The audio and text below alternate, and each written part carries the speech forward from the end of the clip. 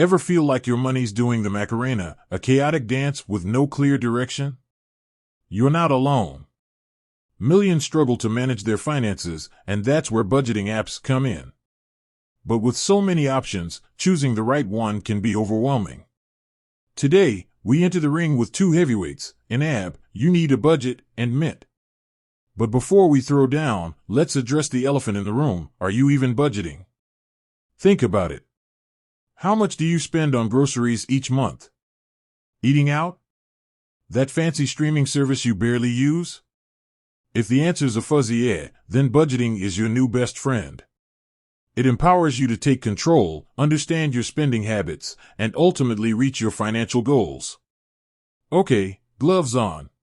Let's break down YNAB and Mint, their strengths, weaknesses, and who might be the better fit for you. Philosophy and approach. YNAB takes a proactive approach. It's based on the idea of envelope budgeting, where you assign every dollar a job before it hits your account. This fosters a mindset of intentionality and forces you to confront spending limitations. Imagine physically handing cash to designated envelopes. That's the YNAB mentality in a digital world. Mint, on the other hand, is more reactive. It excels at tracking your spending and categorizing transactions. It's like a financial personal assistant, giving you a clear picture of where your money goes each month. Features and functionality. YNAB shines with its goal setting and progress tracking. You can set short-term and long-term goals, like a dream vacation or a down payment on a house. The app then helps you allocate funds and track your progress, keeping you motivated. Additionally, YNAB boasts features like debt management tools and helpful forecasting capabilities. Mint isn't a slouch in the features department either. It offers robust bill tracking and notification reminders to avoid late fees.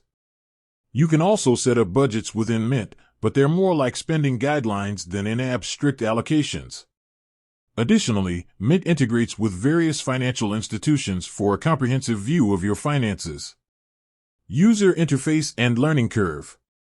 YNAB's interface is clean and user-friendly, but it does have a learning curve. The envelope budgeting system might feel unfamiliar for beginners. However, YNAB offers fantastic educational resources, including video tutorials and workshops, to help you get started. Mint boasts a polished and intuitive interface. It's easy to navigate and understand, perfect for those who want to jump right in. Pricing. YNAB charges a monthly subscription fee, while Mint is free, with some limitations. This might seem like a clear win for Mint, but remember, free often comes with a cost, in this case, targeted ads within the app. So, who wins the YNAB versus Mint brawl? It depends on your budgeting style and needs. Here's a quick cheat sheet. Choose YNAB if you want a proactive, goal-oriented approach.